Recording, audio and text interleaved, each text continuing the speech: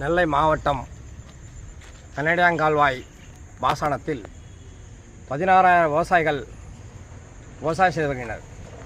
இந்த குடிநீரை கால்நடைகள் மற்றும் எல்லா மனிதர்களும் உபயோகிக்கக்கூடிய நீர்.